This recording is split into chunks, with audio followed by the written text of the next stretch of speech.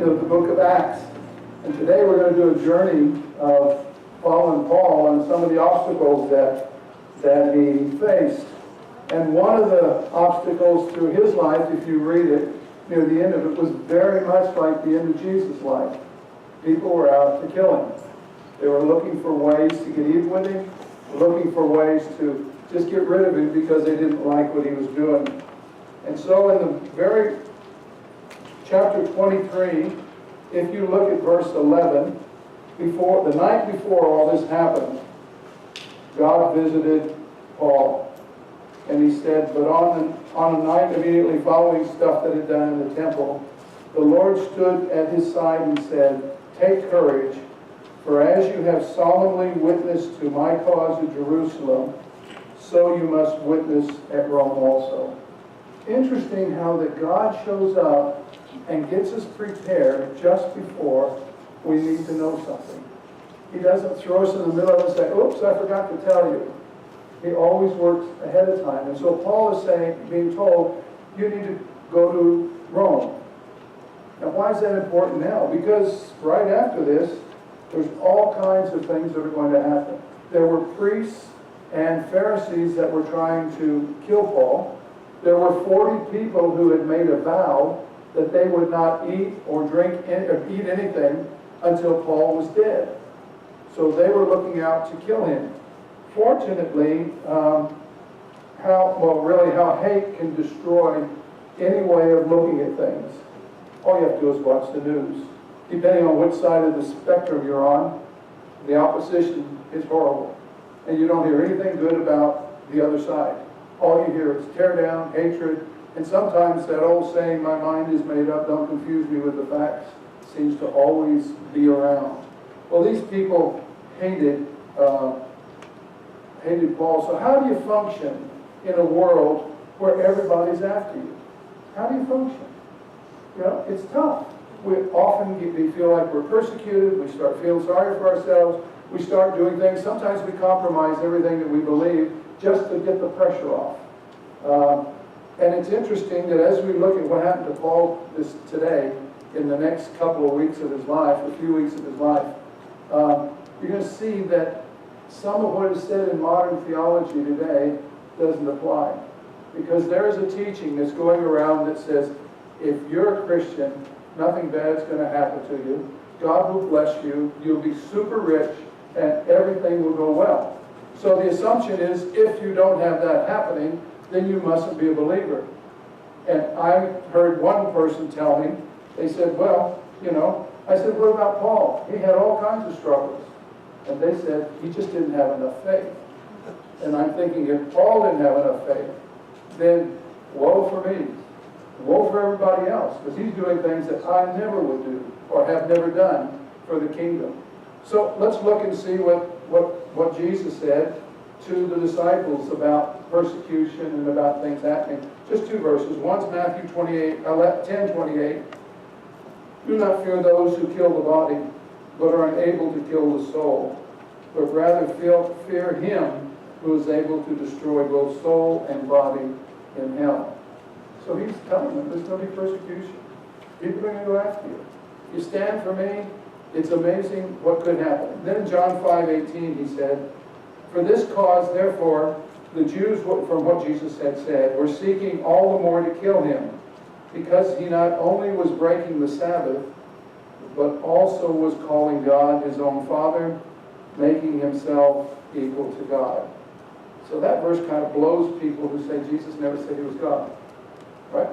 So we've got Jesus teaching, and they're out to get him. Paul's teaching, they're out to get him. So how do you handle opposition? How do you handle it when people are coming after you? If you're all by yourself, you don't handle it very well. I think we have to realize who's in charge. That if God's put us in this situation, then he's going to direct us to get there. Many of you heard this story, but I'll do it very briefly. I went to Australia to Bible college.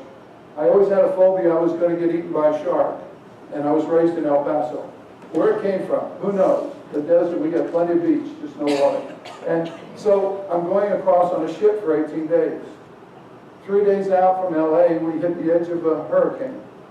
The waves were above the smokestack of this liner, like a cruise ship. It wasn't as big as it was today, but it had 8 or 10 decks. And the ship is bouncing, people are seasick, vomiting all over the stairs, over the rails, over everywhere. And now what am I going to do? I'm going to go train for the ministry, and now I'm in a hurricane. And realize that God said, if He wanted me to be a minister, I'd get there. You know, my whole perspective changed. I didn't worry about the sea. I didn't worry about the water. I didn't worry about anything. I just went to lunch. No one was showing up, and I ate. After the first steak, they said, "You want another steak?" I said, "Sure." I'm 18 years old. Right? Then they said, "You want another steak? Do you have enough?" "Sure." We had to cook for everybody on board. 2/3 or 3/4 were sick. I had 3 steaks for lunch. Then went and played ping pong. And how do you play ping pong in a real storm when the table's going like this and the table's going like that? It's interesting. It's fun.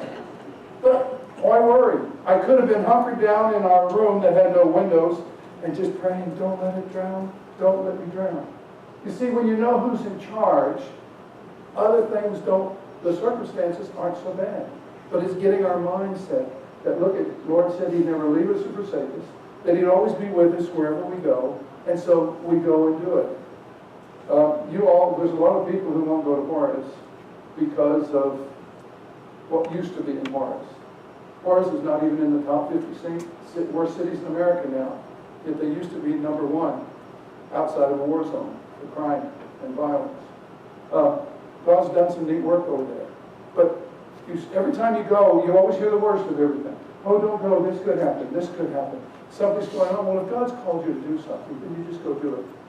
And you don't worry about it, because you know who's in charge. You know who's leading you. You know who's giving you the direction. I think that's number 1 in handling opposition. Know who's in charge. Don't worry so much about the circumstances. Be aware, but don't be that way. So, Paul always made the most of every opportunity. They're out to get him. He goes on and does what he wants. Then, all of a sudden, interesting thing happens in this event in his life. Paul, his nephew, Paul's sister's son, overhears the plot that they're going to kill Paul. This is the only place in Scripture we know anything about anybody in Paul's family.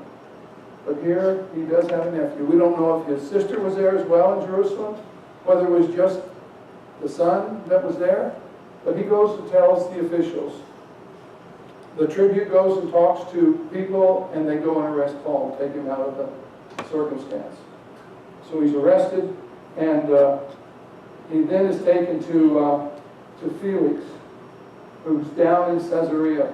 Caesarea is, if you look at the map, you have Jerusalem about 900 feet above sea level. So in the Bible, whenever you read that they went up to Jerusalem, that's because it was the highest point in Israel. And so everybody, when they went to Jerusalem, they always went up to Jerusalem. Well, Caesarea is down on the sea, on the coastline. And just a little side, they had the neatest harbor. Their harbor, see, there's no natural harbors in Israel, but their harbor, they had built out into the Mediterranean Sea. They had it cemented on the bottom, underwater. Now think about, this is over 2,000 years ago, 2,200 years ago. They had cemented in the water. And then the walls that came up, they left gaps that were maybe about like this, all along the bottom, so that when the water moved, it would keep the sand washed out from underneath it. And then you came in with your ship, and then there was an outer harbor and then an inner harbor, and the king had his palace right next to it, sitting out on the ocean. It was here, and then there was a marketplace, and then was a harbor. So he's taken down to Caesarea from Jerusalem with over 200 foot soldiers and 70 horsemen. Now they're going to protect him and get him down there.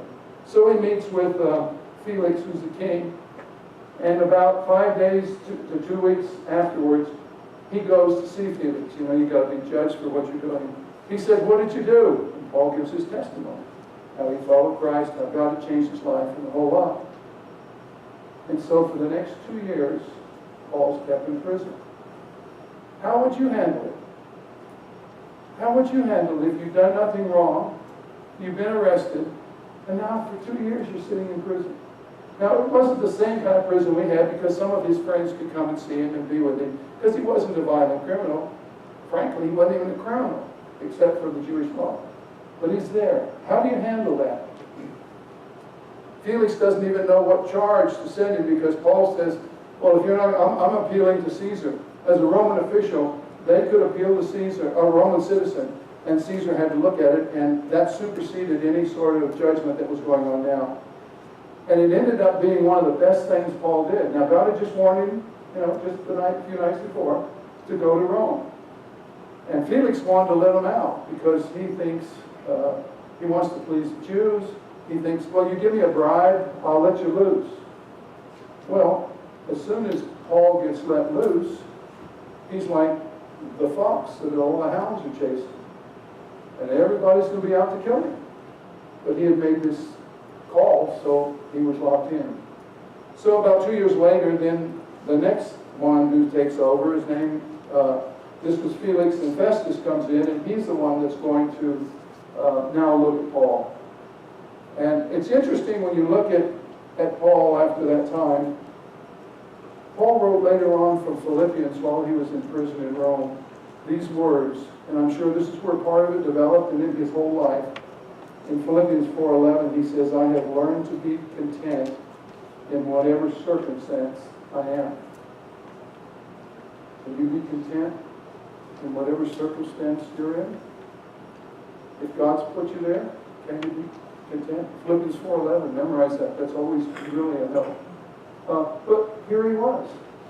He's in jail. He's upset, probably. But he also realizes he's being protected, and that this isn't the end of the journey. He's going to Rome. But I don't know about you, but I don't have a whole lot of patience. Most of the people I know that have a lot of patience and don't mind it are doctors. But the rest of us find it hard. And, we want to get it over with. Let's do it. We as Americans want everything to happen.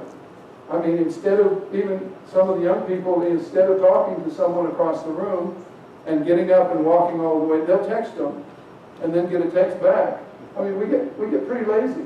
We want it all right now, and you tell me. And if someone texts you and they don't respond for a few hours because they missed it or they're doing something else, sometimes people get irate. Paul said, I have learned to be content in whatever circumstances I am. How many of you have been to Juarezville before? Okay, so those of you who haven't, you don't know what's going on. They may have told you, but sometimes you have friends that are in a swimming pool that's cold, and they say, come in, the water's fine. So, anyway, you're going to have some experiences that you haven't had before. But you're going to be blessing a family that is tremendous. And you're doing some things that are not going to be what you normally do. And you will appreciate your lifestyle a whole lot more when you get back because of where these people are living and what they have. Well, Paul said, I just learned to be content. That is a tremendous thing.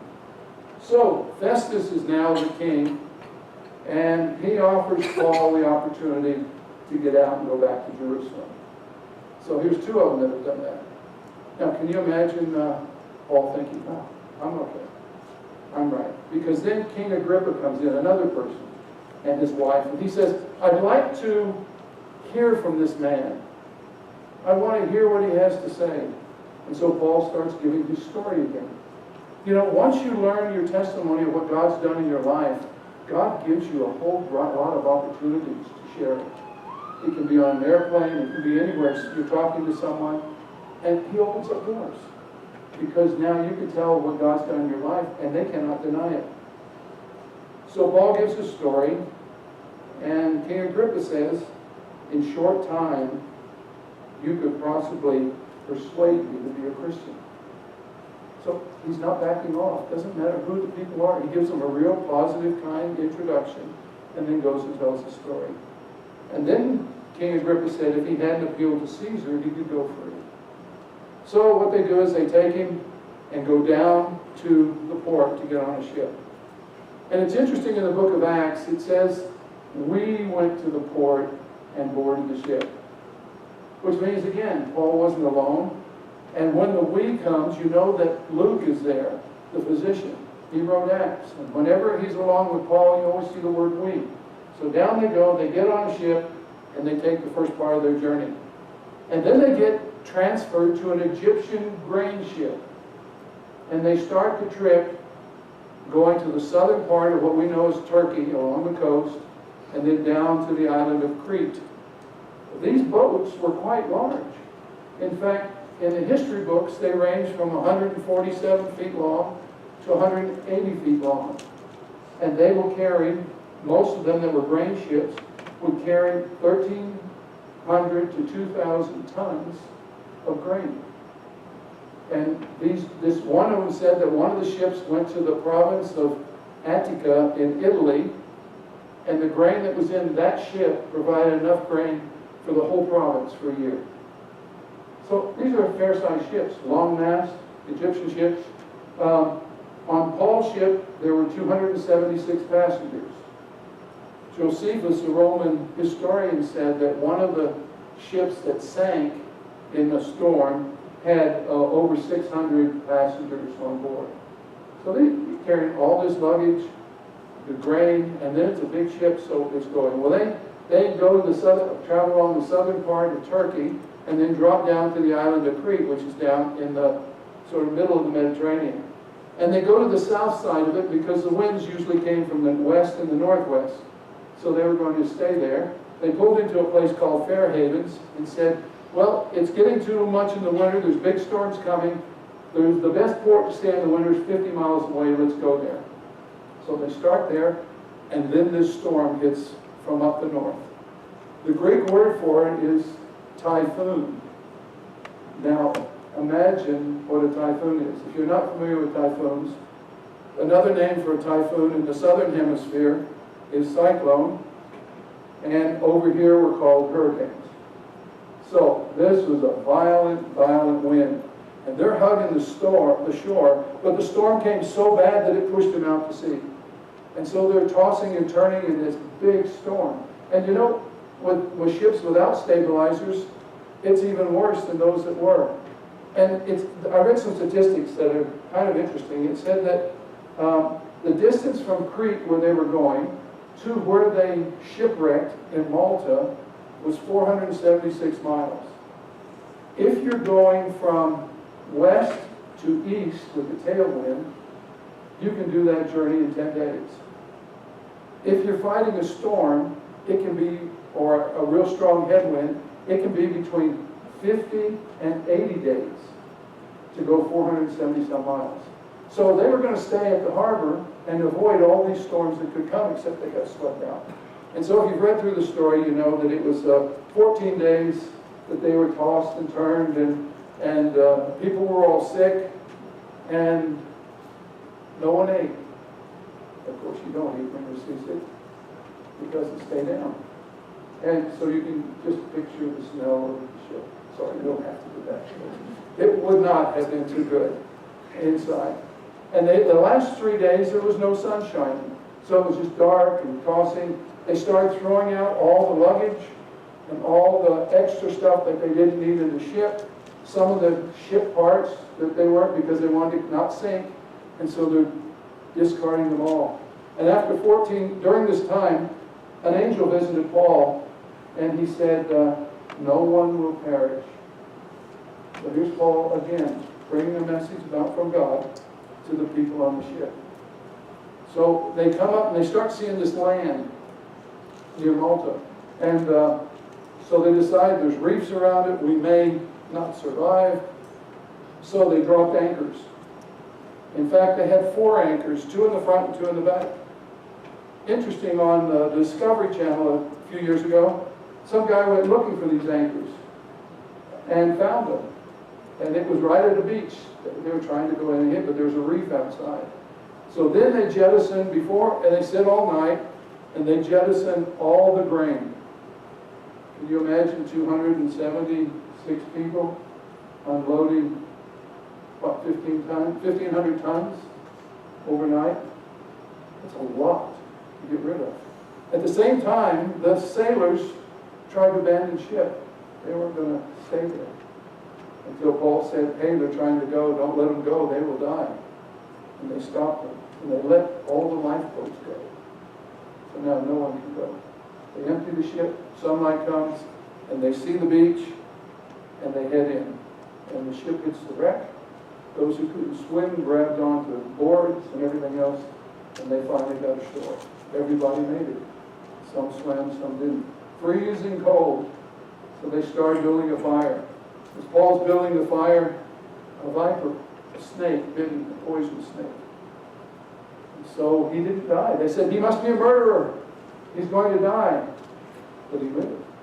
And he started telling them about the God that they had. Eventually, the head of the household of the whole tribe, the head of the tribe, his father was sick. Paul went in, prayed for him. He healed him. They brought all the people from the natives around. He healed them. And God was glorified through all of that. Now, I tell you the story because it's all there, but there's 3 times Paul was talking. 3 times the different things happened on the ship. But see, none of that would have happened if Paul hadn't heard God's voice and said, go to Rome. And some people would say, what a dumb, he shouldn't have heard it. Look what he had to go through. But look what happened. And when God tells us about something, it's so important to go. Now look at the credibility Paul had with people. Look at the relationship of people's lives that were healed and he'd not been shipwrecked. Look at all that had happened. That was not Paul's plan. I'm sure at times he wished he wasn't on the ship. I wish things would have been done. Why did the wind take us out instead of going? You see, we can now always ask an awful lot of questions. But you know, it's really important just to realize that God's running the show. He's in charge. He's put us there. And now he's going to use us wherever we are. And sometimes we may not like it. Sometimes it's not going to be perfect. Sometimes it's not going to be the nicest circumstances. But who are we here for? He's told us that he'll go and take us and use us where he wants to use us, if we're available. He'd been leading Paul all along, and finally Paul gets to Rome. And that's the end of the chapter that will begin next week, maybe. But makes an impression in Rome while he's there. I sometimes want to guide and direct what God's going to do. I remember when I was younger and was going to church camps as minister from here. And I met a lady that was a counselor there as well. And she was a youth minister at a church. And she said, well, I'm going to be at this church for 3 years. Then I'm going to go to another church where I'll have a bigger youth group and I'll be there. And then I'm going to go to another church where I'll be associate minister and I'll be there 5 years. And then I'm going to go and be senior minister somewhere. She gave me 20 years of her life. And I've never seen God do that in anybody else's life. She was doing it for career's sake. It wasn't necessarily God leading her to go and do that. And then I heard about her about 10 years later, and she was in the second church that she told me about. Now, I don't know what became of her. But all I know is that Paul had planned all that out. He wouldn't have gone to Rome. He wouldn't have done a lot of the things he did. Because each of those job descriptions that this lady told me about gave her a bigger salary and a whole lot more benefits each time. If that's where God leads you, praise the Lord, go. But if it's not, don't feel like I don't have what everybody else has. Or I don't go somewhere else that he may want me to go. He'll direct it. He'll provide the way out. Just be faithful. And just serve him. And look for opportunities. Finally, I want to share with you one lady who kept going to the hospital, was really old. And I go see her after a couple of days. And I said, why didn't you tell me you were in before? She said, I was sick. I didn't need you. I didn't need to talk to you. And then she'd tell me about someone who's in the hospital that she had witnessed to, or that she was talking to. And she said, God brings me to the hospital because there's going to be someone here that needs me. I said, what an attitude. Not complaining she had a heart attack, not complaining that everything else was bad. But God's in charge, and he'll have me there. He'll put me where he wants if I'll just trust him. Let's pray. Father, really we know that all you want us to do is to trust you and to know that you're in charge and that we will follow you. So help us to keep our lives pure so we can follow you and hear your voice more often. And we pray that you'll guide us, that in all the things that we do, that you'll lead us into the areas where we can make the most good for the life that you've given us and the life that you've created to live at this time in history. Thank you for everyone that is here. Each of us have different gifts and different abilities, so we don't need to feel inferior to someone else. They just have a different job. And I ask, too, that you'll be with all these young people that are here today, that you'll give them wisdom and direction for the future, that each of them will make the right decisions so they can just experience your leading and your guidance in a way that they never would have otherwise. So be with them. We pray for the group that they go over to Mexico, you'll keep them safe, and that you'll use them and that family that gets blessed from this house. Lord, if they don't know you, will come to know you. Thank you for loving us, Lord, and we just ask you to use us this week, however you see fit. And please help us to be flexible and available. In Jesus' name we pray. Amen. Have a great week, and see you next Sunday.